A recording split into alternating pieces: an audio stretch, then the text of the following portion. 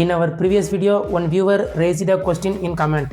Depyrogenation removes the endotoxin from vials, but what about the product contact materials such as filling syringe, filling needles and etc. If any endotoxin contamination occur from these components, how can we identify it? In this video, we discuss about the answer briefly, so don't skip the video. Before that, if you want to discuss about any pharmaceutical or microbiology related activities, please comment it. Otherwise, you comment me in LinkedIn directly. I will provide the link in description. Welcome to Pharing, a channel of pharmaceuticals. I'm your Shaktiver.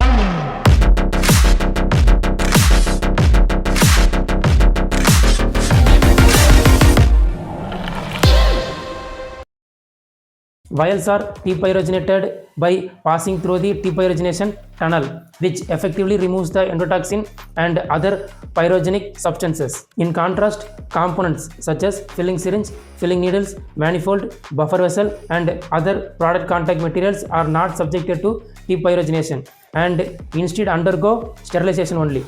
But sterilization alone does not ensure the removal of endotoxin from the materials. For that purpose, cleaning validation is implemented to control and ensure the level of endotoxin contamination. This cleaning validation activity have established cleaning procedure and defined acceptable limit such as chemical purity, microbial contamination, as well as endotoxin content. For a new product or a new method implementation, cleaning validation should be performed for a separate reactor, vessel, or other product contact components to ensure the contamination level of chemical, microbial and endotoxin level. During cleaning of vessel or component using WFI, the final rinse sample is collected for bacterial endotoxin test.